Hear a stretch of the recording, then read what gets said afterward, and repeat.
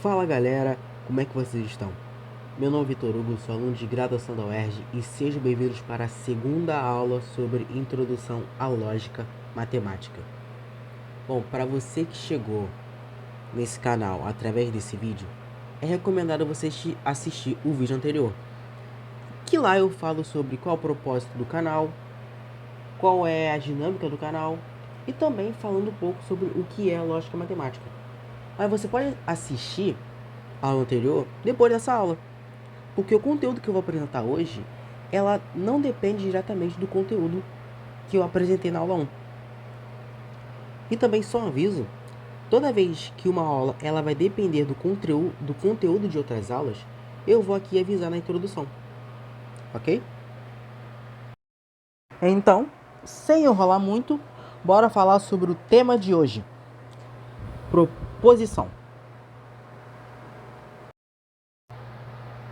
Bom, vamos começar.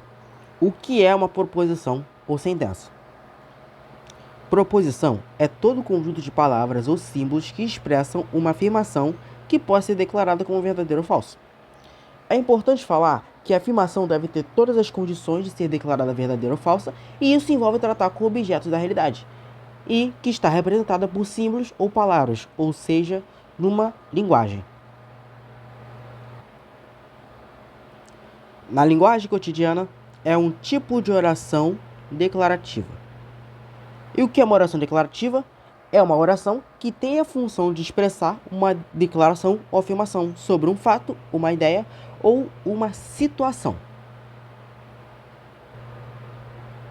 Vamos ver agora exemplos de proposições. Exemplo 1. 2 pertence aos reais. Exemplo 2. 3 é menor ou igual a 5. Exemplo 3. Messi é jogador de futebol. Percebe que nesses exemplos de afirmações, nós podemos declarar eles como verdadeiros ou falsos. Mas veja esse exemplo 4. Ó. Exemplo 4. João gosta de morango. Nós devemos ter um contexto em que João seja uma pessoa conhecida. Caso contrário, não teríamos uma proposição. No exemplo anterior, nesse daqui, Messi é uma pessoa conhecida. Portanto, ela se classifica como uma proposição. Ok. Já falamos sobre o que são as proposições. Agora a gente vai falar sobre o que não são proposições. O que não são proposições. Bora lá. 1. Orações interrogativas. O que é uma oração interrogativa? Uma oração interrogativa é aquela que tem a função de expressar uma pergunta. Tá, mas por que ela não é uma proposição? Porque ela não expressa uma afirmação, uma declaração, e sim uma pergunta. Então vamos aqui, ler aqui, ó. Vou apagar aqui para ficar bonitinho aqui. Aqui, ó. Vamos ler o exemplo 5 aqui, ó. Exemplo 5. 3 é maior que 9. Você vê que está expressando uma pergunta e não uma afirmação. Aqui, um outro caso também muito parecido. Orações exclamativas. O que são as orações exclamativas? Ó, uma oração exclamativa é aquela que tem a função de expressar uma emoção. O mesmo caso, né, pessoal? Por quê? Por que ela não é uma proposição? Porque ela não expressa uma afirmação, e sim uma emoção. Aqui, ó. Exemplo 6. Que paisagem bonita. Eu estou expressando aqui uma emoção e não uma afirmação. E o nosso terceiro caso, sentenças abertas. Ó, eu vou falar sobre isso mais para frente. Mas nessa aula o foco é explicar o porquê estes tipos de exemplos não são proposições. Então vamos lá, vamos com calma. Exemplo 7. Ele correu 100 metros em 9,58 segundos em 2009. Ó, se a pessoa for Usain Bolt, então é verdadeiro. Mas se for qualquer outra, é falsa. Aqui um outro exemplo aqui, o exemplo 8. X mais 3 é igual a 24. Se x for igual a 9, então é falso. Se x for igual a 21, então é verdadeiro. Então, por mais que elas estejam declarando uma situação, não é possível classificar elas como verdadeiras ou falsas, por causa da variável x ou do elemento indeterminado. Ok? Então, dito as partes das proposições e das proposições e dos que não são proposições, bora falar do valor lógico de uma proposição. Ó, o valor lógico de uma proposição é a classificação quanto à veracidade ou à falsidade de uma proposição. Se uma proposição é verdadeira, então seu valor lógico é verdadeiro. Se uma proposição é falsa, então seu valor lógico é falso. Um resumo aqui. Se uma proposição é verdadeira, então seu valor lógico é verdadeiro. Se uma proposição é falsa, então o seu valor lógico é falso. Simples. Então, aqui ó, exemplo 9. Ó, A. Π é o número irracional. Isso aqui é verdadeiro. Então, qual é o valor lógico dessa proposição? É verdadeiro. Verdadeiro.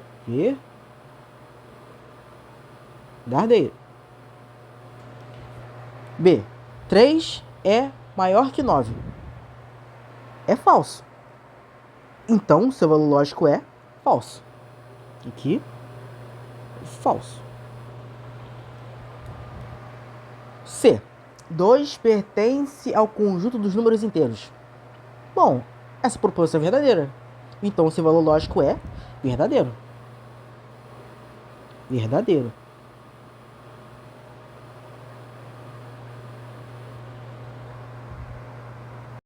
Bom, agora vamos falar sobre os princípios da lógica clássica. Na lógica clássica existem dois princípios. O princípio da não contradição, que diz uma proposição não pode ser verdadeira e falsa ao mesmo tempo, e o princípio do terceiro excluído, que diz uma proposição ou é verdadeira ou é falsa, não admitindo uma terceira opção.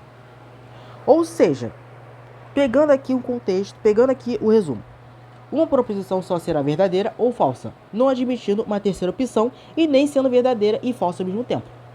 E também um fato muito interessante é que esses princípios são usados no dia a dia. São princípios naturais, por assim dizer.